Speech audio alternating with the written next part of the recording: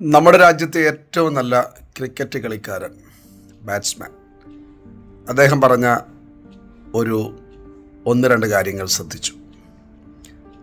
പറയുകയാണ്,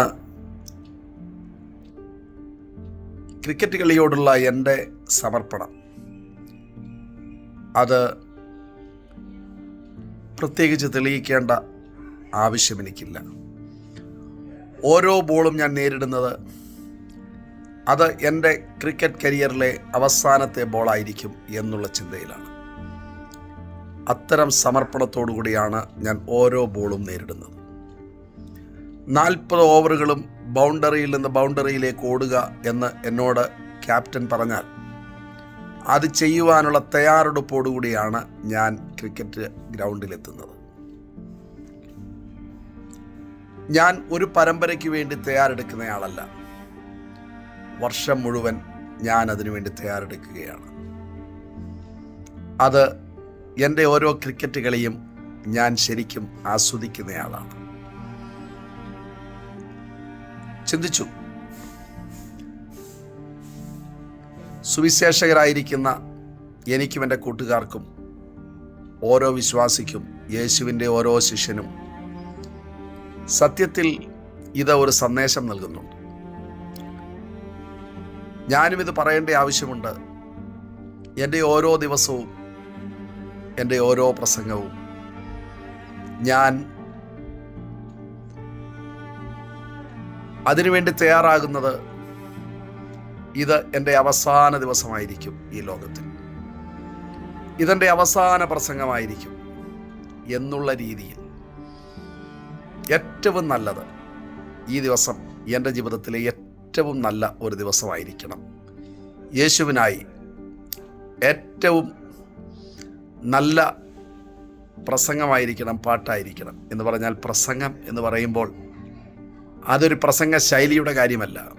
ഒരു പ്രസംഗകൻ്റെ ഏറ്റവും വലിയ റിസോഴ്സ്, അദ്ദേഹത്തിൻ്റെ ഏറ്റവും വലിയ സ്ട്രെങ്ത് എന്ന് പറയുന്നത് തൻ്റെ ക്യാരക്ടറാണ്, തൻ്റെ ജീവിതമാണ്, തൻ്റെ ജീവിത ശൈലിയാണ്. അതെ, അതുപോലെ ഞാൻ ഒരു പ്രസംഗത്തിന് വേണ്ടി തയ്യാറെടുക്കുന്നയാളല്ല, ഒരു ഞായറാഴ്ച ആരാധനയ്ക്ക് വേണ്ടി തയ്യാറെടുക്കുന്നയാളല്ല. ജീവിതം മുഴുവൻ എനിക്ക് ആരാധനയാണ്. ഞാൻ ജീവിതം മുഴുവൻ തയ്യാറെടുപ്പിലാണ്. എന്തിനു വേണ്ടിയാണ്? എൻ്റെ എറ്റേണൽ ഹോമിന് വേണ്ടി, എൻ്റെ നിത്യജീവന് വേണ്ടി, എനിക്ക് വേണ്ടി എൻ്റെ കർത്താവ് തയ്യാറാക്കിയിരിക്കുന്ന ആ വീടിന് വേണ്ടി. എൻ്റെയും ആറ്റിറ്റ്യൂഡ്, എൻ്റെ ചിന്ത, എൻ്റെ തയ്യാറെടുപ്പ്, എൻ്റെ മനോഭാവം ഇത്തരത്തിലുള്ളതായിരിക്കണം എന്ന് ഈ ക്രിക്കറ്റിലെ അസാമാന്യ പ്രതിഭയുടെ വാചകങ്ങൾ ശ്രദ്ധിച്ചപ്പോൾ ചിന്തിച്ചു. എന്നെ അതുമായി തുലനം ചെയ്യുമ്പോൾ ഞാൻ എവിടെയാണ്?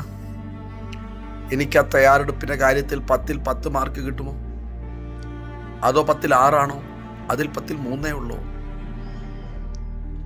അങ്ങനെ ഒരു തയ്യാറെടുപ്പ് നടത്തിയതുകൊണ്ട് ആ ക്രിക്കറ്റ് പ്രതിഭ ഇന്ന് ലോകത്തിലെ ഏറ്റവും നല്ല ക്രിക്കറ്റ് ബാറ്റ്സ്മാനായി, ലോകം കണ്ടിട്ടുള്ളതിൽ വെച്ച് ഏറ്റവും നല്ല ക്രിക്കറ്റ് ബാറ്റ്സ്മാൻമാരിൽ ഒരാൾ.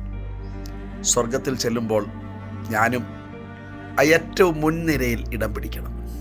ഇവിടെ എനിക്ക് മുൻനിരയിൽ ഇടം ലഭിച്ചില്ലെങ്കിൽ പോലും അതിന് ദൈവം എന്നെ സഹായിക്കട്ടെ, എൻ്റെ പ്രിയപ്പെട്ടവരെ എല്ലാവരെയും സഹായിക്കട്ടെ എന്ന് പ്രാർത്ഥിക്കുന്നു.